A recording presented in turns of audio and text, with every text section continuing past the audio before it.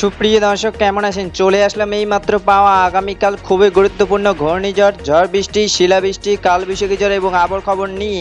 দর্শক আজকে ভিডিওতে জানিয়ে দেবো আগামীকাল 24 ঘন্টায় কেমন থাকার সম্ভাবনা রয়েছে বাংলাদেশে 8টি বিভাগের 64 জেলা আবহাওয়া পরিস্থিতি, এবং আরও জানিয়ে দেবো পশ্চিমবঙ্গে কোথাও কোনো বৃষ্টিপাতের সম্ভাবনা আছে কি না। দর্শক আপনি যদি আমাদের চ্যানেলে নতুন দর্শক হয়ে থাকেন তাহলে চ্যানেলটিকে সাবস্ক্রাইব করে পাশে থাকা বেল আইকনটি অন করে দিন।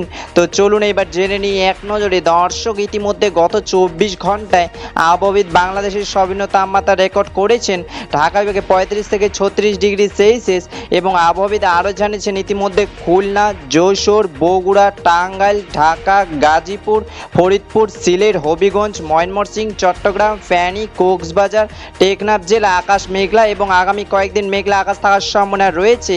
এবং পশ্চিমবঙ্গে আবহাওয়া সর্বনিম্ন তাপমাত্রা রেকর্ড করেছেন কলকাতায় 34 থেকে 35 ডিগ্রি সেলসিয়াস, এবং পশ্চিমবঙ্গে কলকাতা, বীরভূম, বাঁকুড়া, পুরুলিয়া, আসানসোল, হলদিয়া, আরামবাগ, বর্ধমান কয়েকদিন মেঘলা আকাশ থাকার সম্ভাবনা রয়েছে। দর্শক এবার সরাসরি চলে আসলাম মেঘ বৃষ্টির সারাই পুরো চিত্রে, এবং এই মুহূর্তে দেখতে পাচ্ছি আজ এবং আগামীকাল 24 ঘন্টায় বাংলাদেশে 8টি বিভাগের 64 জেলা আকাশ মেঘলা থাকার সম্ভাবনা রয়েছে। আপাতত 24 ঘন্টা বাংলাদেশের রাজশাহী, পাবনা, খুলনা, যশোর, বরিশাল, ঢাকা, ফরিদপুর, ময়মনসিংহ, গাজীপুর, টাঙ্গাইল, সিলেট, চট্টগ্রাম, কক্সবাজার, ফেনী হালকা বৃষ্টি পড়ার সম্ভাবনা রয়েছে।